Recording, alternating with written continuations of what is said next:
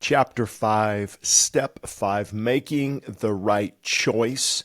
And again, I'm reading from the book, What Works When Diets Don't, that you can actually get right now for free as a free download at our church website, westsidechristianfellowship.org. I know I'm saying that a lot, but we want to give you this free resource. And what I'm recording here, the podcast and the audio version is a lot of new information that wasn't in the book. Also, things are changing. I did write the book 24 years ago, but then I changed some things around 2020. And now I'm recording this summer of 2024. And we're going to get right into this because this is an important topic on food. Food. Friend or foe, what you need to know. We could say food, friend, and foe, what you need to know. And again, I'm going to be all over the place. Some of this will be redundant. The challenging part is many of you are well versed in diet, nutrition. You already have your own plan, your own idea. You've got things dialed in. Others don't really even know what a calorie is, or macronutrients versus micronutrients, or all kinds of different things. So I'm going to try to weave in a lot of different information that can help you wherever you're at in your journey. And here's what I came to realize recently. We get our information from someone or from something. So you see all these, fitness experts. I think I listed a whole bunch of them that I kind of watch sometimes. And I'm getting my information from them. And I'm also getting my information from, let's say, Harvard releases a study, or Walter Longo at USC releases a study, or they just came out, Buchenheimer clinic in Germany, fasting clinic, just came out with a study on protein sparing. And so we're looking at studies, we're looking at all these different influencers. I mean, this guy is full on carnivore. Like, vegetables are trying to kill you. These people attack you if you dare mention meat and dairy. And it's like, we live in an unbelievable time right now. So what I try to do is look at everything from a biblical perspective, and it really helps me stay focused because we don't want to get too carried away. Guys, I've been there where, it's all about nutrition and measuring your food, and we can't eat there, we can't do that, and we can't. So I think you don't want to get carried away and hurt other people, your family members, and, you're on your deathbed thinking, oh, wow, okay, I lived to be 90, but I sure was a jerk. And so I want to avoid that. However, we want to educate people. We want what's best for our family. We want to, heal them. We want to feed them nutritious food, especially children. And so I'm gonna go into a lot of different areas here. I know not everyone will agree with things, and there's new information coming out, about insulin and mTOR, and the big thing right now recently is protein increases mTOR, but some of the research I've seen, so does glucose, carbohydrates, and so where do you draw the line? And so that's why a relationship with God is so important. In His Word, let Him guide you, let Him direct you, put all things in perspective, let moderation be the mark of your lifestyle. But I do believe that for most reading this, I just saw this today, I've got to check it out, half of the U.S. population will be overweight by 2030. So that's 6 years from now. And I don't doubt at this rate because, and I'm not going to go into detail. I just did on all the different podcasts and the first portion of this book that you can check out at your convenience, and to really get you going in the right direction. But there's just a lot of misinformation, but the true information is also confusing. And so I think I talked about in the chapter on preparation, but realizing this is a process, okay? So if I'm going to, I've got to get this weight off, health issues as I get older, I'm not going to shoot for a crash diet. So in 60 days or 90 days, I'll be there. If I'm in the summer now, I'm going to look towards the summer of next year. And because it's a process, if you want to maintain muscle, lose fat the right way, maybe some intermittent fasting, maybe some prolonged fasting, you have to have realistic goals, and you get back up, you keep falling forward. You have to make some hard decisions. Dining out, is not part of my life much when I do that, or I've got some tricks I'll get into here later. One of them is realizing that pretty much all fast food restaurants, they use refined vegetable oils, very high in carbohydrates, the process of the foods, so you have to be strategic. One thing I do is maybe I might order a huge salad. I go to a place that has organic salad. It's got a mix of all different kinds of things. I'll just bring my own meat, grass-fed meat already with the salad dressing from my house and just mix it all together. Okay, it's a little weird, but I'm trying to accomplish some things here. And that's what you have to weigh. Do you want to be, just, he doesn't eat this or he does. No matter what you do, you're going to be, people are going to say things. If you're like when I was overweight, I was shame and guilt, and I knew I wasn't taking control of my body. And then when I tried to eat better, Shane don't have a Snickers bar around Shane. And there's always mocking, always joking. I mean, you're either part of the problem or part of the solution. So you have to, say, okay, well, I'm going to be a little bit different than most people. But let me get into the section on food because it's so important. And again, I'm gonna reemphasize some things here that will help you. There are more books, articles, and journals currently written about food than any other time in our history. Yet our problem with weight and poor nutrition continues to rise. In the past, most health and diet consultants agreed on one point: caloric intake determines weight gain or weight loss. Okay. This is an interesting topic because, again, no matter what podcast you can pretty much watch, you can find any type of fitness podcast that's going to support your view. I've realized that because they contradict each other, and that's why we have to just stay by the biblical model that God gave us, and that's what I'm attempting to do. So, in my opinion, again, looking at research, following a lot of these guys, studying with the National Academy of Sports Medicine, never got certified, but a lot of their material growing up. If you take in more energy than your body needs, you will store it. I mean, because I just watched one podcast the other day where it's like, it doesn't matter how much you eat. If insulin is low, you're not going to store fat. And, there's lipogenesis as well as gluconeogenesis. Converting glucose from nothing is gluconeogenesis. Lipogenesis is creating fat out of nothing. And so if fat can be turned into fat, carbohydrates can be turned into fat, excessive protein. I mean, if we eat too much, it's going to be stored. I mean, that's just law of thermodynamics and more. Look at your checking account. If you're putting in more than you're taking out, you're going to save that money. So fat is a storage saving system. So I went back and forth on this, and I realized in my own life too that number one, that is true. If insulin is down, it's going to be to your advantage.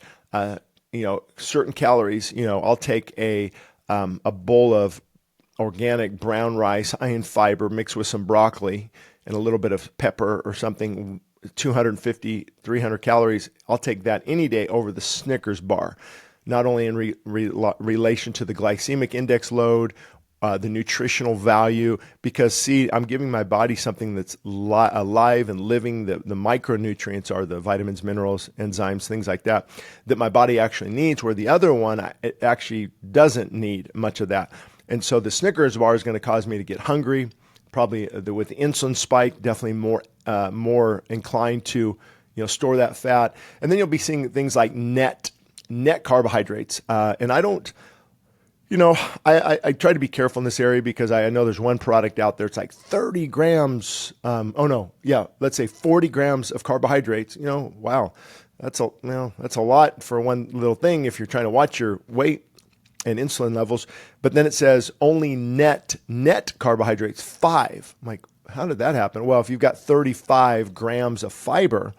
So the thought is, and I'm not really sold on this, the thought is all that fiber, the fiber is the bulk. It clings to the intestinal tract and it's excreted through the body. And so that carbohydrates, those 40 grams, are not really used because 35 grams as fiber. But the nutrient value of those carbs and the density and how it affects the body, I just don't I don't take that too seriously, although it might be completely true. And I would definitely err on the side of way more fiber. But I would also, if it were me, I would count that as 40 grams of carbohydrates, just as my own personal, weight loss plan. And so I do think caloric intake determines weight gain without a shadow of a doubt. And I'm going to give you some things right now that will be very helpful I've noticed in my own life. I think it's, when we talk about biblical, we have to say, are the principles biblical? Because, you're not going to find out what diet is best necessarily in the Bible as far as, weight loss or different things. You see what types of foods they ate. They were very active. So trying to mimic that type of lifestyle as close as possible. That's why you'll hear right now a lot, 10,000 steps on your iPhone or your watch, I should say. And that's good. I tried to do that the other day, and it's harder than you think. You've got to get out and walk. I was 2,000 steps short around 6 o'clock, and I just got my shoes on and walked up and down the street and felt better, slept better. And so there's something about moving a lot more. So I'm going to help you guys right now as we get into more of this. You need to pray, see what God puts on your heart. That to me is the key, because what he's having me do might be different than what he's having you do. But I do know this, that around in low calorie diets, you'll be seeing all this stuff, low calorie, you're setting yourself up for failure. They're worthless. They're not enough protein. But then you hear from other people. Look at Walter Longo's success on the fasting mimicking diet and other people. And so how we were designed, I think we were designed to go low calories from time to time. But what this side is saying is you have to be careful because, okay, I'm 1,000 calories for a month. Wow, I lost 20 pounds. And you start eating again, it's going to come back on, and you're really, so when you do these things, you have to be strategic. For example, what I would recommend is when I was in the health and fitness industry, we talked about portion size, and it was really easy for people because, let's say a fist, picture that as a cup of rice. You have a cup of rice, and then I'd have just, about the size of this, a chicken breast, and then 2 cups of these of let's say brown rice or maybe a yam. Oh, no, I'm sorry, vegetables. We already talked about the complex carbs. And then a little bit of, a fat like some almonds or something, walnuts. And that would be, that's probably 200, 3, 4, 5, 6, depending on salad dressing, 7, 8. That's probably, let's say 700 calories, 3 times a day. It's 2,100 calories. It's healthy food. It's in moderation. No snacking. No eating late. You're gonna lose weight. So you can try that approach. It would be good. Another approach is you do have just have 500 calories. I've done this before, and as long as those calories are high in protein, and there's different studies. I've reached out to a lot of the experts, and they recommend anywhere between 800 to 1,000 calories. High in protein, good 50% protein will spare your muscle. So you won't go into this catabolic state for your muscle, because your muscle will be broken down into fuel, gluconeogenesis, if there is the need is there. So some resistance training and 50% protein, and you can do 1,000 calories a day. And maybe what I would do is do it for 2 weeks. 10 days, 3 weeks. Whatever, my max is about 10 days or so. And then, okay, I need a breather. And so for the next 4, 5, 6, 7 days, I'll eat good. And I'll eat not a lot, maybe again, 2,400 calories or something, like what they call it a maintenance phase. And then I'll jump right back on that lower calorie program again until I keep hitting away at it. Some will incorporate water fasting, which is good. I've talked about it, written about that. Buchenheimer Wilhelmi, I think I pronounced it right, in Germany, they actually put people on about 250 calories, but it's all juice and soup. And they show some studies where they followed men on a 10-day study, and they actually maintained their muscle. So I have I don't disagree with the study. I just don't know the extent of it, how many other studies are out there, but it kind of seems hard for me to comprehend, because if they're kind of active, I don't know how the body just saves that muscle completely when you're at such a low caloric range, because you need, maybe you don't know how this works, but your body burns calories 24 hours, 7 days a week. So let's just say you're burning 1,800 calories. Let's keep it simple. Let's say it's a woman. She does nothing. She burns 1,500 calories a day, doing nothing. My eyes blinking, my heart, 1,500 calories a day. That's that base metabolic rate, right? And then you throw in some exercise. Let's see, these people are exercising. There's another 500. So you're up to 2,000 calories a day now that you've burned. So if you consume 2,000 and you're burning 2,000, the thought is, you would maintain. Of course, I've got some thoughts on that because there is a post-workout caloric burn that takes place where your metabolic rate is raised up. And so, you'll never get the numbers right. And then there's something very interesting called NEAT. You might hear some of these guys talk about it. NEAT, non-exercise activity thermogenesis. It means, okay, I'm going to do exercise. This is just basically how you're wired. Think of NEAT as how you're wired. And so I think of people with a high NEAT, and that just means they're kind of fidgety.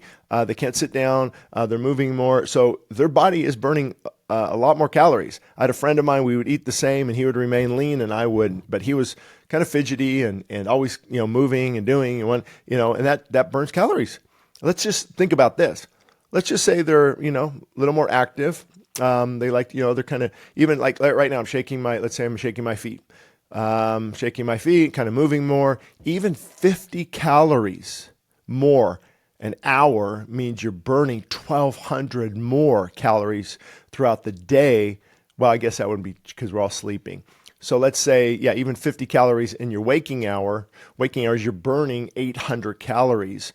The person who's more jittery and just out and about more and just things that you don't track, you just don't really realize, they're burning 800 more calories than you. So that's where the NEAT principle comes into play. So what we need to do, what I've been talking about, is you get up, you get off the internet, you get off the couch. It's hard at first, but you start walking, you start staying active, maybe play outside with your kids.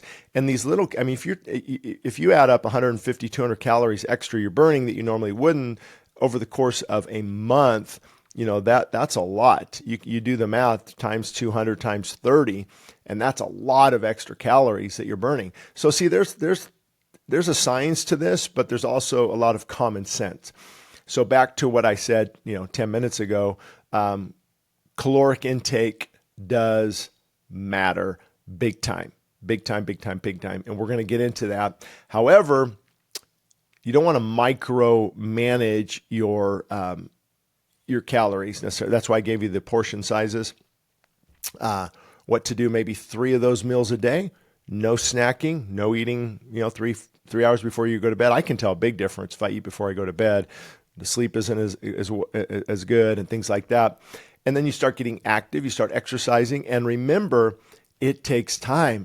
Some people. I remember talking to people and they're like, "Oh, I can finally see some definition in my arms after a month." And that's not the goal, but it's nice to see, okay, so this is a very slow process where your muscle is maintaining body fat, is these body fat cells. Remember, I think fat cells can increase 10 to 20 times their size. So it's a process. And be careful on the scale. I maybe would weigh myself once a week. If you do it every day, you take the weekly average. And we can get caught up on that because let's say I got up last night and had a little bit of some almonds or something with, they were sodium. They were salted and things. And now that sodium, I drank more water. Now that sodium actually caused me to retain water. So when I get up in the morning, how did I gain a pound yesterday? This is not working. No, it's some metabolic processes in your body. So you have to say, it is working. I'm eating healthy. It's a process. It's going to take time. I feel better because I'm in control. I know I'm doing something good for my body.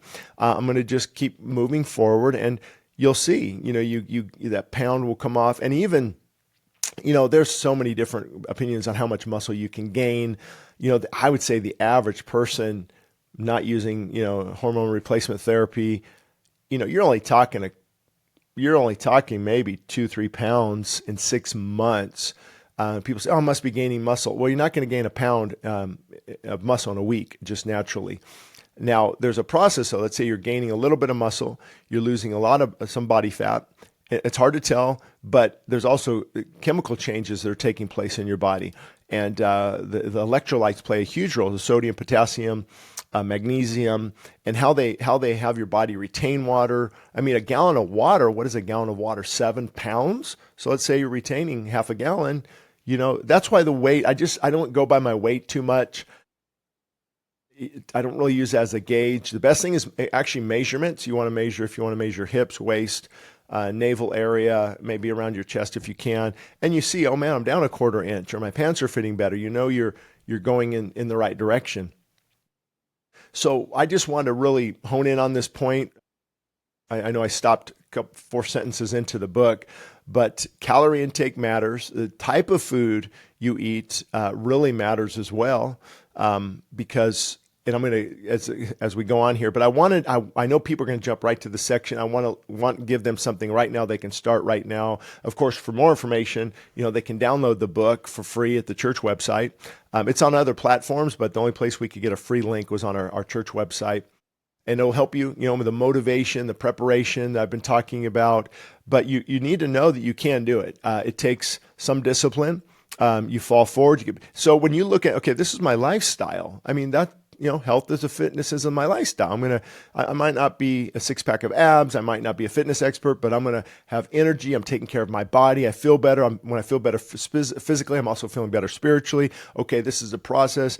I don't even, I'll just open up. I think I did earlier on, but I got up to 220 pounds, and I've been slowly. So as I'm doing this book, I'm actually living it. I'm living it, and I got down to 208 currently, and my goal is like 195, what I was in high school, 206 like last week, and then just ate very very healthy. Maybe didn't exercise as much. The sodium and. This morning I did it because I knew I'd be doing this podcast. I'm almost 209. So I'm like, 3 pounds. Oh my gosh. That's what most people think. This doesn't work. And I'm like, okay, well, my goal is to keep going. Where will I be this winter? Where will I be next summer? It's my lifestyle and I feel better. And I don't, people say, oh, that's, you must not be having fun in life. It's so hard. You have to say no to chocolate ice cream. When you start these patterns, you actually feel better.